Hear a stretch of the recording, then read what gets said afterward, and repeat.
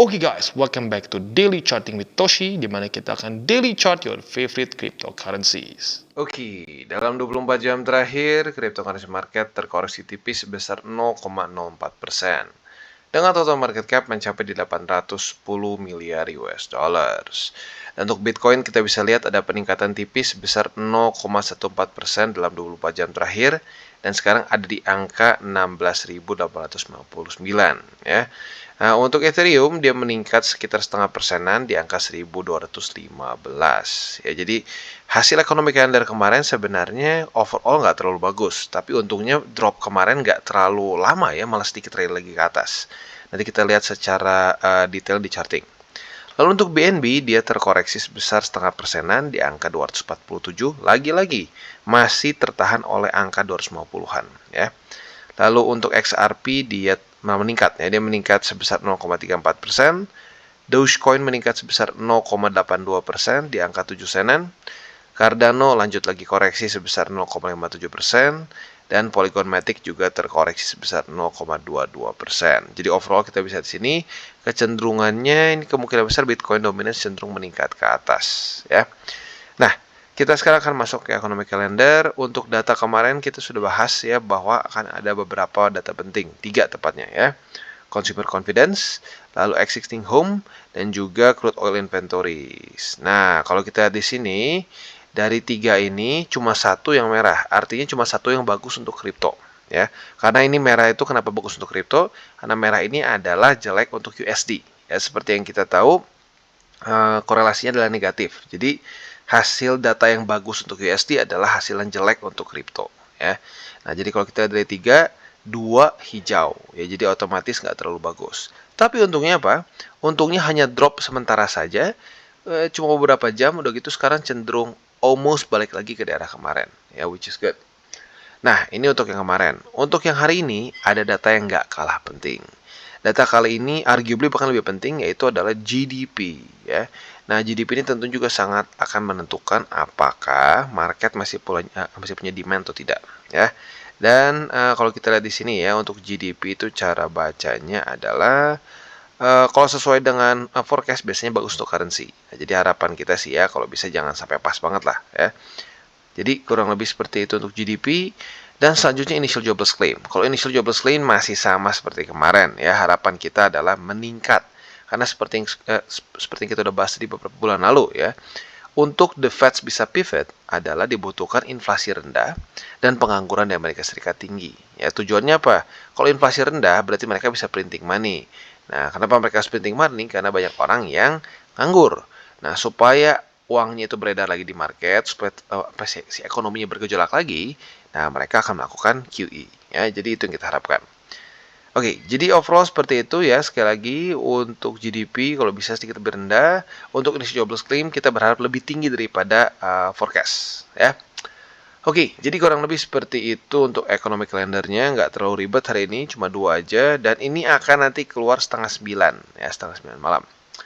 Jadi selanjutnya kita akan geser ke news. Nah, untuk newsnya kita bisa di sini salah satu eksekutif dari FTX yaitu Caroline Ellison sekarang sudah di-charge oleh fraud ya, atau penipuan kesannya. Nah, ini dilakukan karena dianggapnya dia memanipulasi harga kripto ya. Nah, jadi pelan-pelan satu persatu mulai kena nih orang-orang dari FTX ya. Nah, kalau gue sih sebenarnya simpel sih. Gue berharapnya sih ya jangan sampai ini ada contagion ke exchanger lain atau ke project lain begitu ya, karena bisa dibilang FTX ini adalah apa ya, yang paling kacau sebenarnya. Yang paling bikin kacau itu dua sebenarnya, FTX sama Luna. Itu dua hal yang paling benar-benar bikin market berantakan. Nah, jadi semoga saja contagion-nya sudah selesai dan ya udahlah si SBF di penjara, nggak usah narik-narik lagi exchanger lain ya. Jadi kurang lebih seperti itu untuk newsnya. Sekarang kita akan geser ke chartingnya. Untuk chartingnya kita bisa lihat kita kemarin masih ke reject dengan jelas di angka 16.908. Nah, buat lo yang sudah ngikutin DCWT kemarin sih harusnya udah punya posisi short dan sekarang profit tapi nggak terlalu gede sih ya. Nah, untuk sekarang sebenarnya PR-nya harapan gue adalah Bitcoin bisa minimal bertahan dulu deh. Bertahan nggak sampai harus ke 16.433. Jadi kalau bisa sih hari ini ya dia stay dulu di sini ya. Cari dulu kekuatan, kalau bisa reclaim gitu.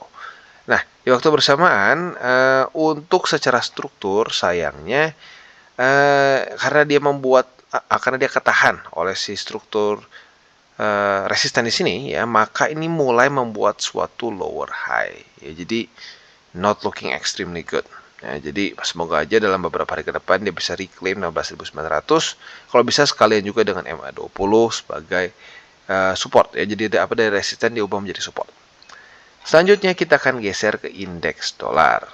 Nah, untuk indeks dolar kita bisa lihat kemarin itu sebenarnya terjadi sedikit penguatan ya. Bahkan daily close-nya itu sampai di atas dari 104,13 setelah pada tanggal 20 Desember kemarin dia jebol ke bawah. Nah, tetapi kita bisa lihat sekarang tiba-tiba mulai turun lagi ke bawah ya. Jadi lumayan bagus sebenarnya ya, lumayan bagus secara makronya ya, indeks dolarnya masih cenderung melemah. Tinggal kalau menurut gua sih ya, lanjut lagi PR-nya membuat lower low dan daily close di bawah dari 103,64 sorry 103,61 dan kalau bisa lebih rendah lagi di 103,13. Jadi kurang lebih seperti itu untuk DXY ya. Sekali lagi buat lo yang masih belum tahu, korelasi antara indeks dolar dengan kripto dengan risk on asset in general adalah korelasi negatif. Jadi dalam kondisi apa ya? Dalam kondisi indeks dolar yang bear market itu akan menjadi satu peluang untuk reversal dari risk on asset ya. Jadi sekali lagi gue ulangi, bukan nyaris semua tapi ya bisa dibilang semua bull market di risk on aset gitu ya. Mau di Nasdaq, S&P, Dow Jones, kripto itu semua terjadi saat indeks dolar masuk ke bear market ya. Jadi nggak pernah ceritanya ada saat indeks dolar lagi kuat begini ini bull market. Nggak, biasanya sedang dalam keadaan gini adalah kripto dan risk on asset in general semua sedang ya bear gitu. Kebalikannya, makanya kenapa gue bilang korelasinya negatif. Nah, dengan dia mulai daily close terus di bawah dari EMA 200, membuat lower low dan lower high, ini mulai mempertandakan akan terjadinya reversal. Ya, tinggal bisa dibilang bukan palu, tapi paku terakhir di coffin-nya ini adalah the Feds yang mulai pivot. Kalau the Feds benar-benar mulai pivot dari kebijakan mereka yang hawkish ke dovish, nah, itu dia masa-masa penantian kita akhirnya beres ya, karena ya lumayan menyebalkan juga jujurnya ya, bear market kali ini ekstra lama dan ekstra bikin gak enak karena ya lagi-lagi cukup banyak skandalnya. Di sebelum-sebelumnya ya ada skandal 1-2 gitu ya, saat Mt. Gox udah that's it, just Mt. Gox.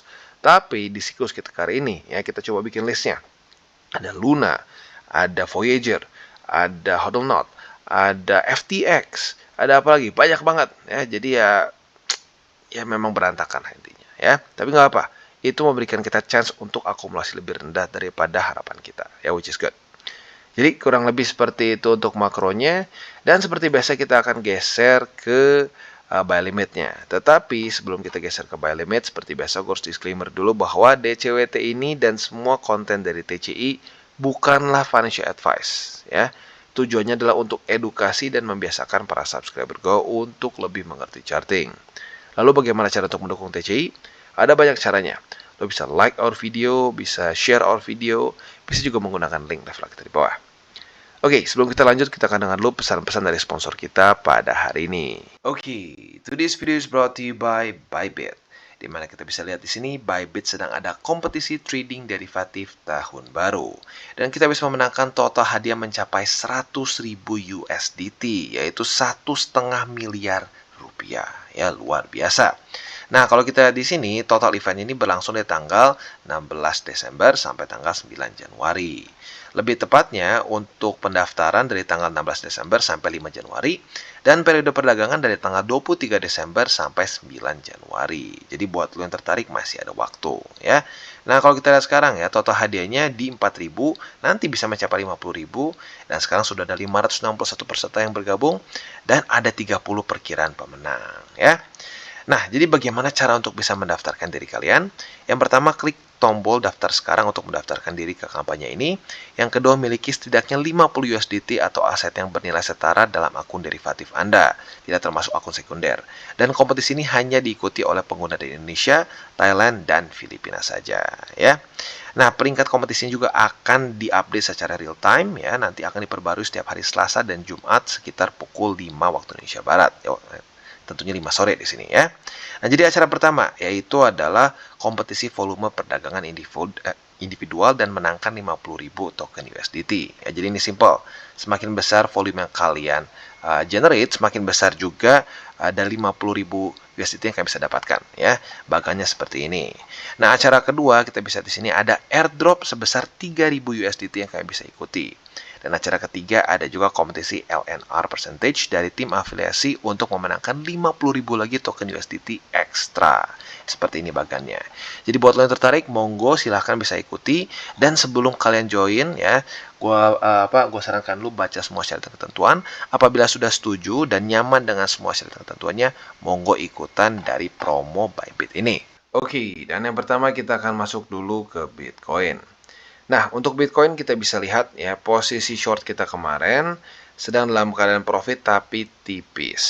Ya, buat lo yang kemarin harus ngikutin ya, harus udah punya kalau memang tertarik untuk buka posisi futures ya. Karena kita bisa lihat pada tanggal 20 kemarin retest pertama, 21 Desember kemarin ini adalah konfirmasi alias retest kedua ya. Nah, untuk target TP sesuai dengan pembahasan kemarin juga ada dua.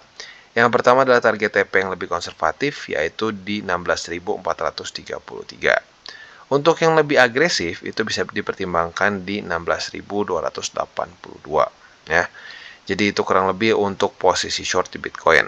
Untuk posisi longnya, tinggal kita lihat saja ya, dia mantulnya di mana. Ya. Tapi harapan gua sih mantulnya di 16.433. Ya.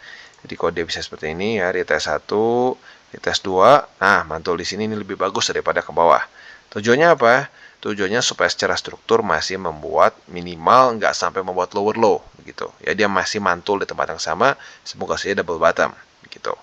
Nah, target TP untuk di 16.433 yaitu adalah di 16.908. Ya, jadi tempat kita untuk buka posisi short bisa kita pakai untuk tempat kita TP posisi long ya. Jadi itu kurang lebih untuk posisi futures di Bitcoin. Untuk posisi spotnya, kita bisa pertimbangkan yang pertama itu di 16.433 dan untuk buy limit kedua di 16.282 ya. Dan sekali lagi gue ingatkan untuk posisi spot ini adalah untuk posisi jangka panjang. Jadi bukan untuk kita hold cuma sehari 2 hari terus kita TP. No, kalau kita hold yang sehari 2 hari itu biasanya posisi futures ya. Jadi lagi-lagi dibedakan ya, untuk posisi spot ini adalah kita jangka panjang dan kayak kita tabungan lah buat tabungan kita nanti di bull market ya. Oke, dan sekarang kita geser ke Ethereum. Nah, untuk Ethereum kita bisa lihat ya, posisi long kita masih dalam keadaan profit. Tadi kalau nggak salah gue hitung sekitar 4%-an dari 1166 ya. Nah, untuk target TP-nya masih sama sebenarnya ya. Target TP-nya di 1242 atau di MA20, which is ya kalau sekarang sih bisa dibilang mereka sudah confluence di situ ya. Nah, sekarang gimana nih Bang? Ini kan udah berapa hari nih dari tanggal 17, udah 1, 2, 3, 4. Ini masuk hari kelima ya. Tapi belum kena target TP. Mending TP aja nggak sekarang Bang? Nah, gue balikin lagi ke lo ya. Kalau menurut gue gini, ada resiko nggak? Ada resiko. Karena kalau kita lihat di sini Bitcoin sepertinya ketahan low 16.900. Nah, kalau sampai BTC mengunjungi 16.433, otomatis Ethereum juga ikutan turun. Nah, jadi buat lo yang ngerasa bahwa, aduh Bang, kayaknya udah lumayan lama nih dari gue buka posisi di awal, gue mau TP dulu. Nggak apa-apa, nggak masalah. Lagi-lagi secara profit udah gede, ya udah 4%-an di sini. Jadi nggak masalah sebenarnya lo TP di sini, ya. Nah, untuk buat lo yang ngerasa bahwa Bang nggak apalah, gue mau hold dulu aja sampai kena target TP juga, ya gue balikin lagi ke lo, ya. Semoga aja ada week yang kena, gitu. Nah, untuk posisi shortnya, ya kita berharapnya naik berarti ya. Untuk posisi shortnya kalau terjadi retest 1, retest 2 di 1242 yang berkonfluence dengan MA20, kita bisa pertimbangkan untuk buka posisi short di sini dengan target TP di 1166 ya. Jadi kurang lebih seperti itu untuk posisi futures di Ethereum. Untuk sekarang ya masih dalam kondisi profit, tapi sekali lagi kalau mau TP monggo, mau lo hold juga sampai ke 1242 silahkan ya. Dan sekali lagi gue ingatkan, nanti malam akan keluar data yang cukup penting, GDP dan juga initial jobless claim. Jadi mungkin dua data ini ada kemungkinan bisa terjadi volatilitas. Nah, jadi buat lo yang ngerasa, udahlah Bang, cukup 4%, gue nggak mau ambil resiko lebih, gue takutnya dia turun, ya sudah, ya lo TP duluan aja. Jadi kurang lebih seperti itu, untuk spotnya masih sama seperti kemarin di 1166. Oke, dan sekarang kita masuk ke Phantom. Untuk Phantom kita bisa lihat akhirnya terjadi retest pertama di 19 sen. Setelah beberapa hari ke belakang, price actionnya nggak terlalu jelas ya. Kita bisa lihat tembus lagi, tembus lagi, tembus lagi. Akhirnya kemarin mulai terjadi retest ya. Nah, otomatis kalau terjadi retest pertama, hari ini kita bisa pertimbangkan untuk pending order posisi long di 19 dolar. Karena kalau terjadi, sorry bukan 19 dolar, tapi 19 sen ya. Karena kalau sampai terjadi lagi, berarti itu adalah konfirmasi ya. Nah, apabila terjadi konfirmasi di sini, posisi long kita target TP-nya ada 2 ya. Target TP yang lebih konservatif yaitu di MA50 di angka 21 sen. Buat yang lebih agresif, target TP-nya adalah di 21 sen ya, 21,93 lebih tepatnya ya. Jadi ya dibilang ekstrim jauh juga enggak sih, tinggal beda buntut aja ya. Jadi itu untuk posisi longnya. Untuk posisi shortnya tinggal kita balik saja logikanya. Apabila terjadi rejection ya, rejection di salah satu dari si resisten ini, apabila terjadi 50, retest 1, retest 2, monggo bisa buka posisi short dengan target TP di 19 sen ya. Jadi kurang lebih seperti itu untuk posisi futures di Phantom. Untuk posisi spotnya kalian bisa pertimbangkan di 19 sen, atau yang kedua bisa juga buy limit-nya di 18 sen. Jadi overall seperti itu, dan secara struktur ya dibilang bagus banget juga enggak, tapi mulai ada harapan kalau sampai ini bisa bounce ke ini ya, kalau sampai dia bisa bounce di 19 sen. Oke, dan selanjutnya kita geser ke Matic. Nah, untuk Matic sayangnya kemarin tidak terjadi konfirmasi alias tidak terjadi retest kedua di angka 80 sen di sini ya. Padahal kalau kena lumayan sudah profit. Ya, kayaknya 2% kena kayaknya ya. Tapi sayangnya nggak kena ya sudah, berarti belum rezeki ya. Nah, sekarang berarti kalau kita lihat di sini, dia kembali daily close di bawah dari EMA 200. Jadi kita lihat apakah akan terjadi retest 1, retest 2 di EMA 200 atau tidak. Andaikan terjadi retest 1, retest 2 di EMA 200, kita bisa pertimbangkan untuk buka posisi short apabila terjadi ya otomatis konfirmasi ya. Target TP-nya yaitu di 76 sen. Ya, jadi sekali lagi kalau terjadi retest 1, retest 2 di MA 200, kita bisa pertimbangkan untuk TP di 76 sen ya. Atau biar lebih gampang di 77 lah, karena ini lebih tepatnya 0,769 ya. Jadi itu untuk posisi short. Untuk posisi long tinggal kita nyontek ke tanggal 19 dan 20 Desember kemarin.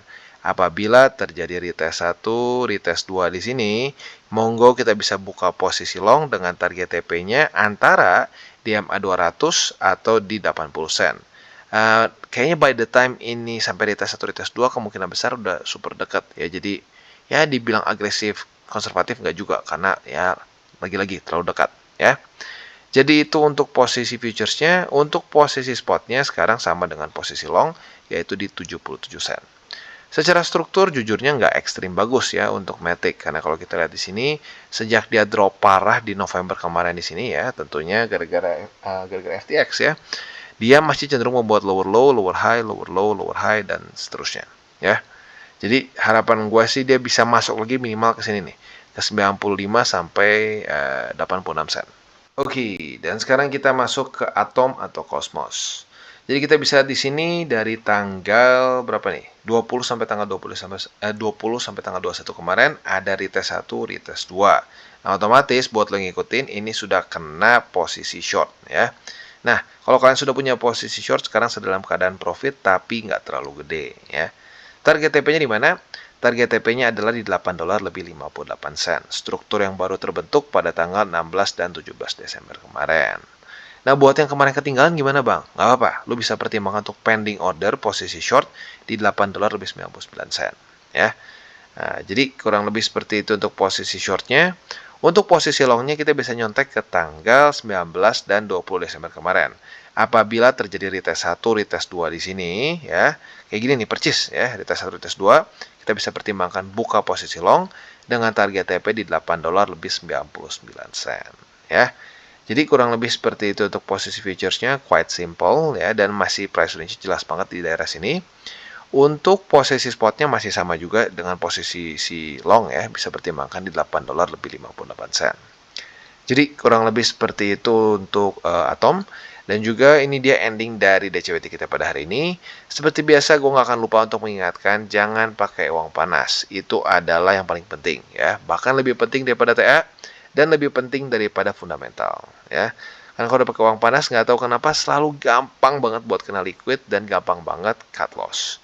Kalau menurut gua lagi-lagi karena mulai tradingnya nggak pakai otak tapi pakai perasaan. Ya, kalau udah kayak gitu jadi kacau, ya. Dan yang kedua adalah jangan sampai over leverage, ya, karena jangan sampai posisi spot yang udah capek-capek lama lu pertahankan untuk posisi long term jadi rusak hanya dengan posisi short term yang karena lu nggak bisa jaga resiko, ya. Jadi kurang lebih seperti itu untuk DCWT kita pada hari ini.